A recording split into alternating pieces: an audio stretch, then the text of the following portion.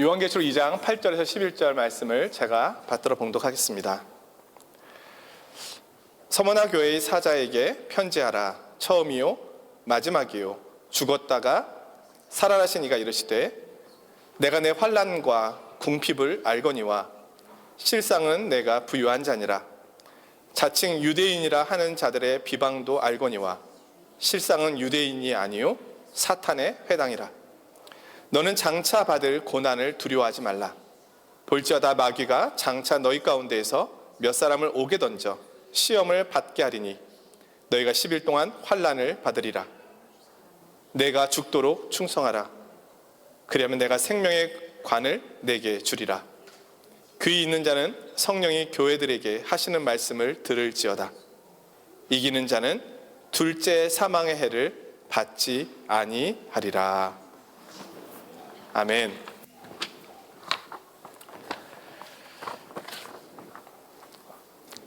먼저 말씀을 드리기 전에 분명한 것은 오늘 설교 말씀 가운데서 성경 퀴즈 문제는 하나도 나오지 않습니다. 그러니 긴장하지 마시고 말씀을 들어주시면 되겠습니다. 자, 오늘은 추수감사주일입니다. 그런데 설교 본문이 요한계시록이고 예배 후에는 욥기 성경 퀴즈를 합니다. 도대체 추수감사와 요한계시록과 욥기는 무슨 연관이 있는 것일까요? 제가 이것을 연결시켜야 될 필요성을 느꼈습니다. 그래서 제가 연결을 해보려고 합니다. 자, 욥기에는 의인의 고난에 대한 이야기가 나옵니다. 악인의 고난은 이해가 되는데 의인의 고난은 이해가 되지 않습니다. 의인 욥의 고난이 욥의 책임 때문인 것은 아닙니다. 의인의 고난도 하나님께서 이 세상을 통치해 가시는 신비로운 방법이라는 겁니다. 그 고난과 인내 속에 하나님의 구원의 역사가 녹아들어가 있습니다. 의로우신 예수님의 고난 속에 성도와 이 세상을 향한 구원이 녹아들어가 있는 것입니다. 고난의 신비를 다 알 수는 없지만 그 고난 속에도 하나님의 구원의 역사가 있음을 보여주고 있습니다. 그로 인하여 고난은 감사와 연결이 됩니다. 추수감사주일은 고난과 박해의 결과로 생겨난 절기이기 때문입니다. 추수감사절의 유래는 구약성경에서는 맥추절에서 찾아볼 수 있습니다. 하지만 직접적인 연관성이 있는 것은 청교도들의 미국 이주입니다. 1620년 영국이 국교회를 통하여 성경과 신앙의 자유를 통제하려 하자 청교도들이 신앙의 자유를 찾아 미 대륙으로 이주하였습니다. 11월 중순 미국에 도착한 그들은 강풍과 눈보라치는 혹독한 추위, 질병과 식량 부족 등의 어려움을 겪었습니다. 102명의 청교도들은 결국 그해 겨울을 지내는 동안에 50명만이 남게 되었습니다. 남은 그들은 따스한 봄날이 찾아오자 땅을 개간하고 씨를 뿌리고 가꾸어 그해 가을 추수를 하게 되었습니다. 그들이 하나님 앞에 감사하며 눈물로 기도하였습니다. 우리는 대서양을 건너와 여러 친구들을 잃었습니다. 그러나 하나님은 우리에게 기대했던 것보다 더 많은 것을 주셨습니다. 하나님의 은혜에 감사하며 하나님께 첫 열매를 드립니다. 이것이 추수감사절의 유래입니다. 그리고 몇백 년이 지난 후 미국에는 많은 교회가 세워지게 되었습니다. 그리고 지금부터 약 140년 전 그들의 신앙의 후손들이 동방의 작은 나라 대한민국에 선교를 옵니다. 우상의 나라요, 일제 강점기에 모든 것을 잃은 소망 없는 나라에 복음을 전해 주었고, 사람들은 복음을 믿고 하나님의 은혜를 받아 오늘에 이르게 되었습니다. 그런데 더욱 놀라운 것은 영국의 청교도의 뿌리가 바로 위그노라는 겁니다. 위그노는 종교개혁 당시에 프랑스인 개신교도들을 뜻합니다. 16세기 루터와 깔뱅의 종교개혁을 통하여 프랑스에는 많은 위그노, 즉 그리스도인들이 생겨났습니다. 당시에 100만 명의 위그노들이 있었다고 합니다. 그러나 카톨릭이 그들을 박해하였고, 많은 위그노들이 영국, 네덜란드, 독일, 그리고 심지어 남아프리카 공화국까지 박해를 피해 가게 됩니다. 특별히 영국으로 간 위그노들이 청교도가 되었고, 또 청교도에게 영향을 주기도 하였습니다. 그 청교도들이 미국으로 건너갔고, 미국에서 훗날에 한국으로 선교사를 보냈고, 그들로 인하여 대한민국이 오늘날 약 15%에 이르는 개신교도들이 모이게 되었습니다. 그런 면에서 우리 대한민국은 프랑스의 위그노들에게 복음의 빚을 지고 있는 것입니다. 따라서 오늘 추수감사주일은 위그노의 이야기를 빼놓을 수가 없습니다. 그리고 요한계시록의 박해 가운데 있는 교회 이야기에 귀를 기울이게 되는 것입니다. 더 나아가서는 욥의 고난까지도 볼 수 있고, 이렇게 연결이 될 수 있다. 어떻게 제가 억지로 짜맞춘 것 같은가요? 설득력이 있지 않나요? 제가 말씀을 준비하면서 이런 연결고리를 찾을 수가 있었습니다. 오늘 우리의 고난을 이겨내는 믿음은 어느 날 갑자기 하늘에서 떨어진 것이 아닙니다. 오랜 역사 속에서 교회와 수많은 그리스도인들은 고난과 위험들을 이겨내었고, 오늘 우리에게도 그 영향을 끼치고 있으며 뿐만 아니라 우리의 거울이 되고 있는 겁니다.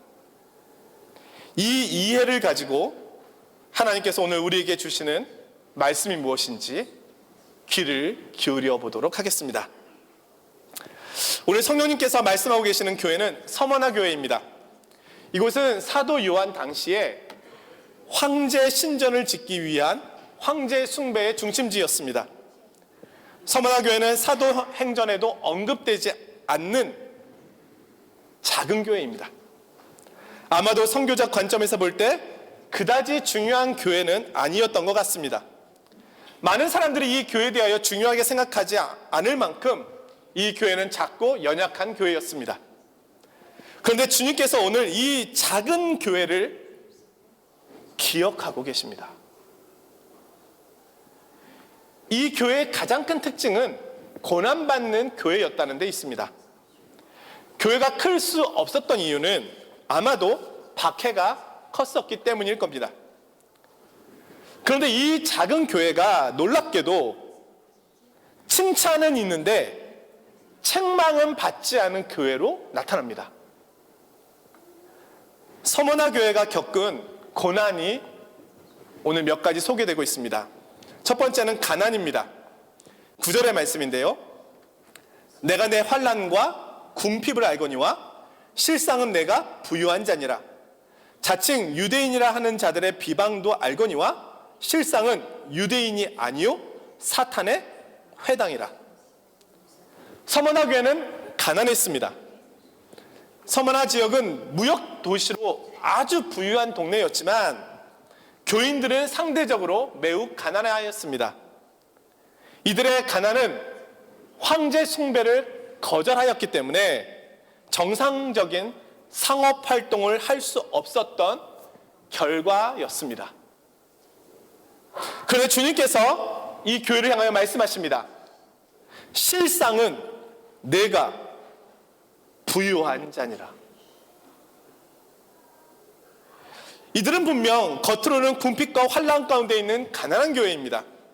그러나 영적으로 볼 때는 부유한 교회였습니다. 누가복음 6장 29절에 주님께서 말씀하십니다. 너희 가난한 자는 복이 있나니 하나님의 나라가 너희 것이며. 이들은 하나님의 나라를 소유하고 있었습니다. 세상보다 크신 예수 그리스도를 소유하고 있었기에 그들은 부유하였던 것입니다. 사랑하는 성도 여러분, 누가 부유한 사람이고 누가 가난한 사람입니까? 주님께서 판단하십니다. 그리스도인은 영적인 부유함을 나누어 주는 사람입니다. 그리스도인은 사랑과 화평, 기쁨과 소망, 위로와 복음을 나누어 줍니다. 그가 실상은 부유한 사람인 것입니다. 두 번째로 서머나 교회는 감옥에 갇히는 고난까지 받았습니다. 10절인데요. 너는 장차 받을 고난을 두려워하지 말라. 볼지어다 마귀가 장차 너희 가운데서 몇 사람을 옥에 던져 시험을 받게 하리니. 영적인 존재인 마귀가 사람을 통해서 교회를 박해하고 있습니다. 이 박해를 통하여 교회는 감옥에까지 가게 됩니다. 예수님도, 바울도, 종교 개혁자들도, 위근들도 같은 길을 갔습니다. 세 번째 서머나 교회는 순교까지 있었습니다. 우리는 여기에서 마귀가 교회를 어느 수준까지 대적할 수 있는지를 보게 됩니다. 마귀는 대충 하지 않습니다. 그가 죽을 힘을 다하여 교회를 대적합니다.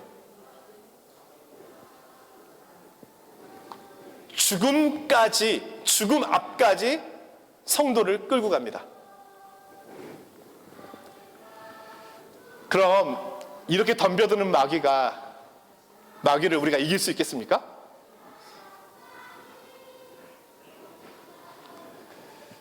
좀 살살 좀 하자 마귀야. 너무한 거 아니냐? 이렇게 한다고 마귀가 눈 하나 깜짝하겠습니까? 이렇게 덤벼드는 마귀를 대적하는 방법은 한 가지밖에 없습니다. 뭘까요? 나도 죽을 때까지 싸우는 겁니다.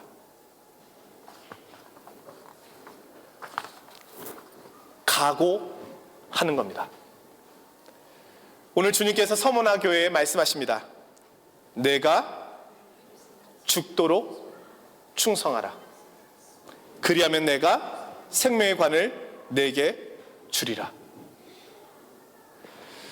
충성이라는 말로 번역된 원어는 피스티스라고 하는 단어인데요. 이 단어가 믿음으로 번역됩니다. 불어 성경에서는 명사형 피델리테를 사용합니다.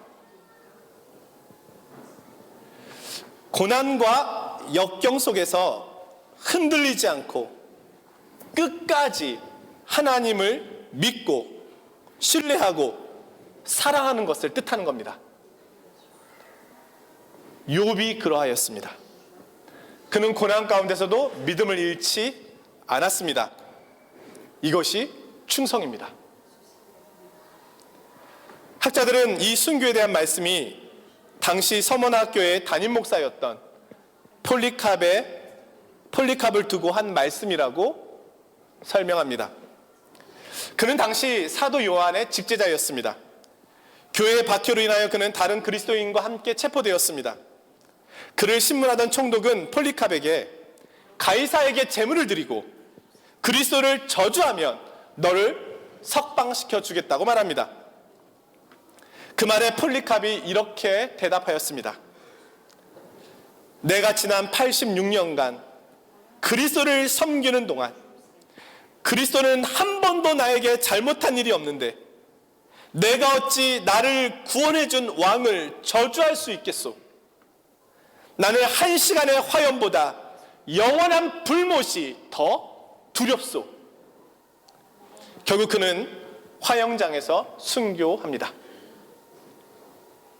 그는 죽도록 충성합니다. 아마도 그는 사도 요한이 전해준 이 요한계시록의 말씀을 읽고 늘 묵상하였을 겁니다. 그리고 하나님 앞에서 이 약속을 지키기 위해 늘 기도하며 하나님의 은혜를 구하며 다짐했을 것입니다. 주님께서는 그가 이 일을 감당할 수 있도록 그를 붙잡아 주셨습니다. 그들에게 약속된 말씀이 있습니다. 11절인데요. 죽도록 충성하라. 그리하면 내가 생명의 관을 내게 주리라. 귀 있는 자는 성령이 교회들에게 하시는 말씀을 들을지어다. 이기는 자는 둘째 사망의 해를 받지 아니하리라. 사랑하는 성도 여러분, 우리에게 전해진 이 복음이 어느 날 갑자기 우리에게 온 것이 아닙니다. 이 복음은 고난을 이기고 헤치고 온 복음입니다. 그리고 우리의 삶 속에서 이 복음은 다시 우리로 하여금 이기게 하고 다시금 다른 사람에게 증거되고 전해지게 되는 것입니다. 그 다음 설교문은 위그노에 대한 이야기입니다. 이 이야기는 다음 시간에 정희 형제는 예배 후에.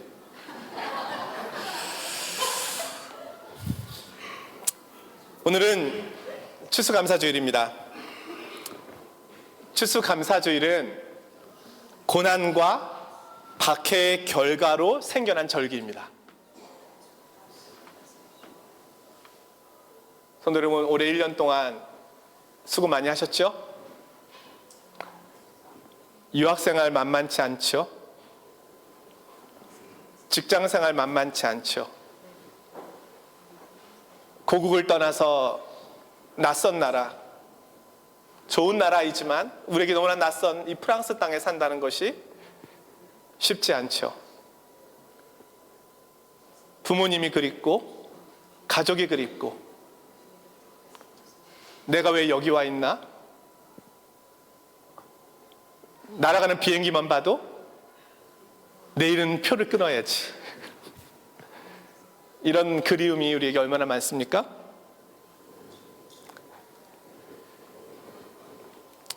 감사는 고난과 박해의 결과로 생겨난 것입니다. 그렇게 우리가 감사할 수 있는 것입니다. 여러분, 올 한 해 수고하셨으니, 그 어려움을 뚫고 여기까지 하나님이 인도해 주셨으니 감사한 거 아니겠습니까? 내가 이 자리에 앉아서 추수감사주일 예배를 드리고 있다는 그 사실이 감사한 고백 아니겠습니까?